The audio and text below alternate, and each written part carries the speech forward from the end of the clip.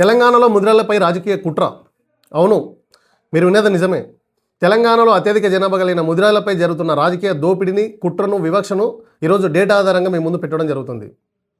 భారతదేశానికి స్వాతంత్రం వచ్చిన తర్వాత 1952 నుంచి 2023 వరకు అసెంబ్లీ ఎన్నికలు 16 సార్లు జరిగితే వివిధ రాజకీయ పార్టీల నుంచి, వివిధ కులాల నుంచి 1743 మంది ఎమ్మెల్యేలుగా అసెంబ్లీకి ఎన్నికయ్యారు.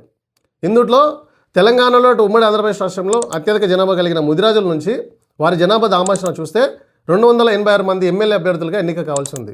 కానీ ముదిరాజ్ కులం నుంచి కేవలం 29 మంది మాత్రమే ఎన్నికయ్యారు. ఇక 1952 నుంచి 2024 వరకు పార్లమెంటుకు 18 సార్లు సాధారణ ఎన్నికలు జరిగితే ముదిరాజుల జనాభా ఆధారంగా చూస్తే 84 మంది ఎంపీ అభ్యర్థులుగా ఎన్నిక కావాల్సింది. కానీ ముదిరాజ్ కులం నుంచి కేవలం 3 మాత్రమే ఎంపీలుగా ఎన్నిక కావడం జరిగింది. ఈరోజు అట్లాగే తెలంగాణ రాష్ట్రం ఏర్పడిన తర్వాత ఈ తెలంగాణలో 40 ఎమ్మెల్సీ స్థానాలు ఉంటే మరి ముదిరాళ్ళ వాట ఎంత ఉంది? ఈరోజు తెలంగాణలో 7 రాజ్యసభ స్థానాలు ఉంటే అందులో ఎంతమంది ముదిరాళ్ళు ఉన్నారు? ఈరోజు అత్యధిక జనాభా కలిగిన ముదిరాజులకి ఈరోజు రాజకీయంగా ఇంత అన్యాయం జరుగుతుంటే దీని మీద ఎవరు మాట్లాడరు.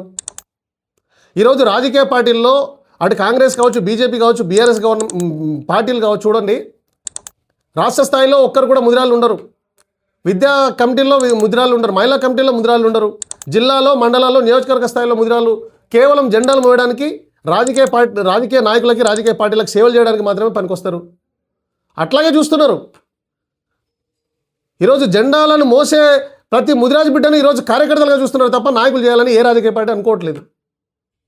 ఈరోజు చాలా నియోజకవర్గాల్లో, జిల్లాలలో ఈరోజు ముదిరాజులు లేకపోతే ఆ పార్టీలు కొలాప్స్ అయ్యే పరిస్థితి ఉంది. రాజకీయ నాయకులు పార్టీలు మారినా కానీ ముదిరాజు బిడ్డలు అట్లాగే పార్టీలకు సేవ చేస్తున్నారు. ఈరోజు రాజకీయంగా ఉన్న గ్రామాల్లో, మండలాల్లో, నియోజకవర్గ, జిల్లా స్థాయిలో 5 సంవత్సరాల నుంచి వాళ్ళతో సేవలు చేయించి చివరి నిమిషంలో వాళ్ళకి టికెట్లు రాకుండా చేస్తున్నారు.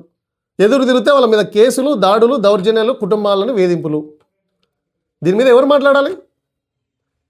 ఇదా ముదిరాజు సమాజం కోరుకునేది? ఇదా ముదిరాజు యువత ఎదురు చూస్తుంది? ఈరోజు మహిళలు ఎదురు చూస్తుంది ఇందుకోసమా? ప్రతి రాజకీయ నాయకుడు, ప్రతి కుల సంఘ నాయకుడు ముదిరాజు కులం పేరు చెప్పుకొని అత్యాచారం చేస్తున్నారు ముదిరాజు కుల జాతిని.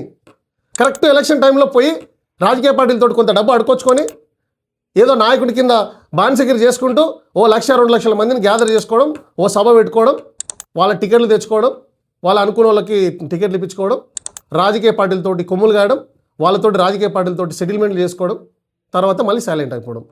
ముదిరాజులను రాజకీయంగా వాడుకోవడానికి తప్ప ఆ రాజకీయ పార్టీలు వాడుకుంటున్నాయి, ముదిరాజు కులం పేరు చెప్పుకొని కుల సంఘాలు కూడా వాడుకుంటున్నాయి. ఇదా ముదిరాజు సంఘం కోరుకున్నది?